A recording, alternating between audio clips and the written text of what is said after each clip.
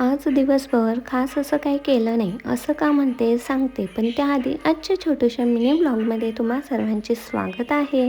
नेहमीप्रमाणे आजही लवकर उठले आणि स्वतःसाठी वेळ देत आज थोडा वेळ योगा करून घेतला. त्यानंतर काय रोजची सकाळपासून सुरू होणारी कामं, सगळ्यात आधी तर बेड नीटनेटका करून घेतला. आणि काल वातावरण थोडं दमट ढगाळ होतं, त्यामुळे कपडे काही व्यवस्थित सुकलेच नव्हते. ते सकाळी उठून एक्स्ट्राचं काम वाढलं.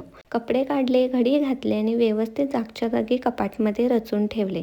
एकदम सगळे कपडे घडी घालून ठेवतो म्हटलात तर पगार आणि पसारा व्हायला काही वेळ लागणार नाही. म्हणून तेव्हाची कामं तेव्हाच केलेली बरी. फ्रेश झाले आणि आज सकाळी नाश्त्याला वेगळं काहीतरी म्हणून मेथीचे पराठे बनवले होते. कारण भाजी भाकरी तरी खाऊन किती दिवस खाणार ना, कंटाळा आला होता. नाश्ता केला आणि रोजच्याप्रमाणे कामं आवरायला घेतली आणि कामं आवरता आवरता कधी दुपार झाली हे मलाच कळलं नाही. आज दुपारच्या जेवणाला साधा सिंपल असा कढी भात बनवला होता. आणि आईनं मला गावावरून येताना ह्या नळ्या दिल्या होत्या. या नळ्यांना बघून तुम्हाला देखील तुमच्या लहानपणीची आठवण आली का? आम्ही जेव्हा लहान होतो तेव्हा दुकानमधून या नळ्या आणायचो आणि 1 रुपयाला 4 अशी इमलीची पाकिटं मिळायची. ती या नळ्यांना लावून आम्ही या नळ्या खायचो. एकदम टेस्टी लागत होत्या.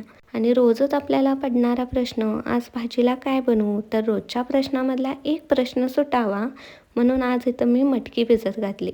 म्हणजे त्यांना मोड आली की 1 दिवसाची भाजी तरी सहज बनेल.